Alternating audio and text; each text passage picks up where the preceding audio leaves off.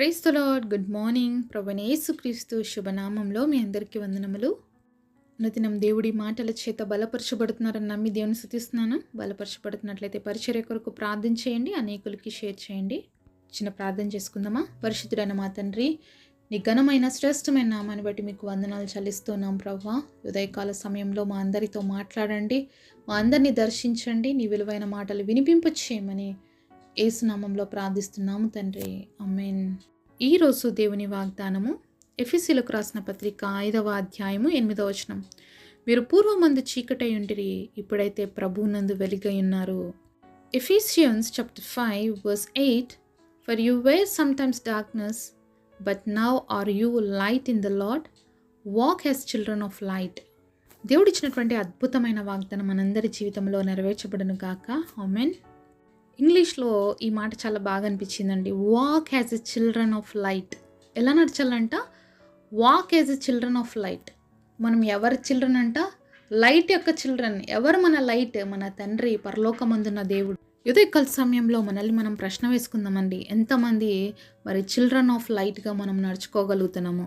మరి దేవుడి యొక్క సంబంధులమని చెప్పుకుంటున్నటువంటి మనము, క్రీస్తు బిడ్డలమని చెప్పుకుంటున్నటువంటి మనము వెలుగులో నడుస్తున్నామా, లేకపోతే చీకటిలో నడిచేవారిగా ఉన్నామా? మరి ఎప్పుడు మనం దేవుడి పిల్లలమవుతాము అంటే ఇక్కడ ఒక మాట చూస్తున్నాం. మరి పూర్వమందు చీకటి ఏంటిరి. ఎలా ఉన్నారు పూర్వంలో? మనమందరం కూడా పాపముల చేత, అపరాధముల చేత సచ్చిన వారిగా, మరి చీకటిలో ఉన్నటువంటి వారిగా ఉన్నాము. ఎప్పుడైతే యేసయ్యను నమ్ముకున్నామో, ఎప్పుడైతే మన పాపపు స్థితిని దేవుడి దగ్గర ఒప్పుకొని పరిశుద్ధతలోకి ప్రవేశించాము, అప్పుడు మనం ఎవరమైనాము అంటే వెలుగు సంబంధులుగా అయ్యాము. కాబట్టి మనం పూర్వం చీకట్లో ఉన్నాం, కానీ ఇప్పుడు మనం ఎక్కడున్నాం? వెలుగులో ఉన్నాం. ఇప్పుడు ఎంతమంది వెలుగు సంబంధులుగా మనం జీవిస్తున్నామో, మనలో చీకటి ఉందా లేదా అనేది మనమే పరీక్షించుకోవాలండి. చీకటి అంటే పాపానికి గుర్తు.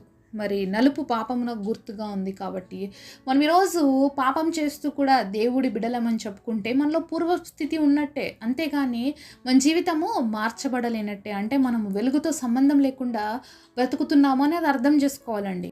మరి లోకమంతా కూడా పాపముతో, చెడుతో నింపబడి ఉంది. మనందరికీ బాగా తెలుసు. ఈరోజు ప్రజెంట్ డేస్ ఎంత వర్స్ట్గా ఉన్నాయో, పరిస్థితులు ఎంత దారుణంగా ఉంటున్నాయో తెలుసండి. అలాంటి లోకంలో జీవిస్తున్నాము. అలాంటి లోకంలో ఉన్న మనము ఎంత జాగ్రత్తగా జీవించాలో మరి ఆలోచించాలి.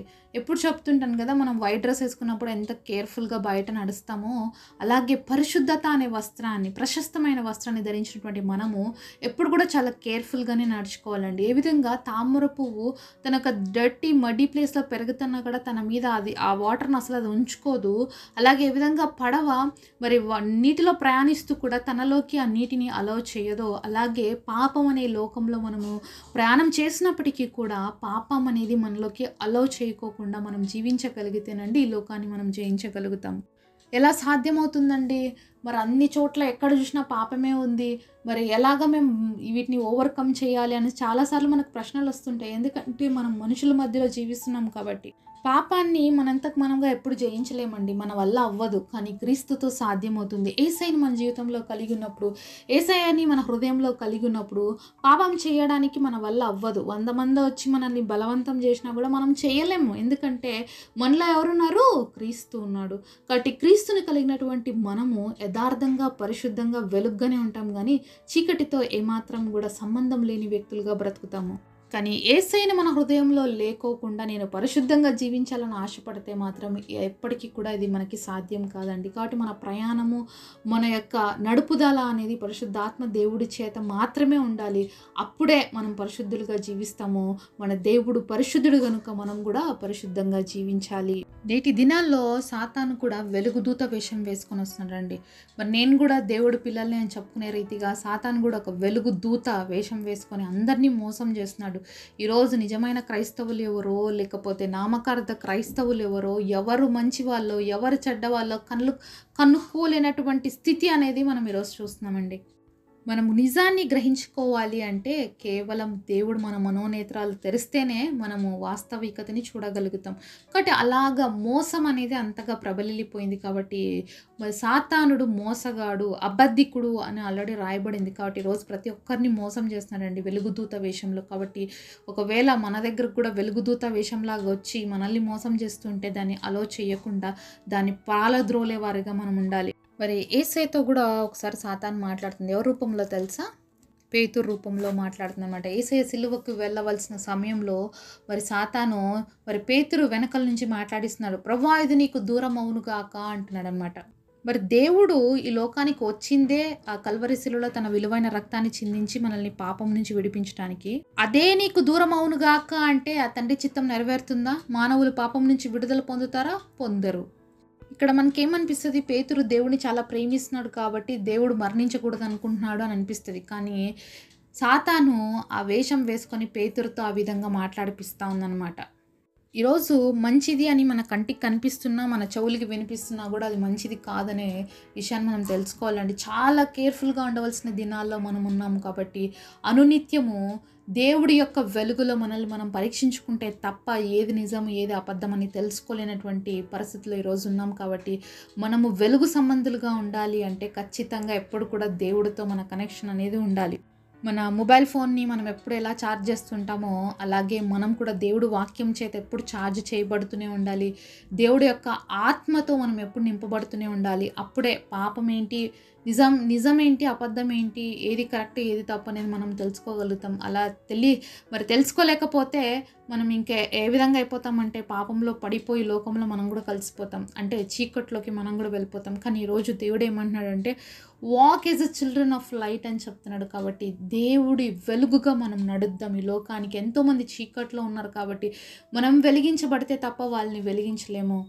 ఏ విధంగా టార్చ్ లైట్‌లో బ్యాటరీ ఉంటేనే ఆ లైట్ ఆన్ అవుతుందో, అలాగే మనం ఒక టార్చ్ లైట్‌గా ఉన్నాం ఈరోజు. మనలో పరిశుద్ధాత్మ దేవుడు పనిచేస్తేనే మనం అనేకులకి వెలుగుని చూపించగలుగుతాము. సరైనటువంటి మార్గములో నడిపించగలగడానికి దేవుడు ఒక సాధనంగా మనల్ని వాడుకోవాలని ఆశపడుతున్నారు. మరి నీకు కూడా ఆశ ఉందా? నేను కూడా వెలుగులాగా ఈ లోకంలో బ్రతకాలి, అనేకులకి మార్గదర్శకుడుగా ఉండాలని. దేవుడు ఆ విధంగా ఉండాలని మనల్ని పిలిచాడండి. కాబట్టి ఈరోజు నువ్వు వెలుగు సంబంధిగా దేవుడి కోసం నిలబడు. నువ్వు ఏ ప్రాంతంలో ఉన్నావో, నువ్వు ఏ పరిస్థితుల్లో ఉన్నావో, లేకపోతే ఏ స్థితిగతుల మధ్యలో ఉన్నా కూడా దేవుడి యొక్క నీతిని, దేవుని యొక్క పరిశుద్ధతను మనం ధరించుకున్న వారిగా, అనేకుల ఎదుట మాదిరికరమైనటువంటి జీవితాన్ని జీవించగలిగే వారిగా ఉండాలి. అలాగే దేవుడి బిడ్డలుగా వెలుగుతూ అనేకుల్ని వెలిగించాలి, మండుతూ అనేక మందిని మండించాలి. దేవుడికి ఈరోజు నీ పట్ల, నా పట్ల ఒక ప్రత్యేకమైన తలంపులు కలిగి ఉన్నాడు. ఒక ప్రత్యేకమైనటువంటి ఆలోచనలు కలిగి ఉన్నాడు. కాబట్టి ఈ లోకంలో ఎంతోమంది తప్పిపోతున్నా, ఈ లోకంలో ఎంతోమంది పాపంలో కలిసిపోయిన వారిగా ఉన్నా, నన్ను మాత్రం ప్రత్యేకించి తన కోసము, తన బిడ్డలుగా ఉండడం కోసం మనల్ని ఏర్పరచుకున్నాడు. కాబట్టి ఈ విషయాన్ని ఎప్పుడు మనం మర్చిపోక దేవుడు పిలిచిన పిలుపుకి నమ్మకంగా జీవిద్దాము. అలాగే వెలుగు సంబంధులుగా ధైర్యముగా నడుద్దాము.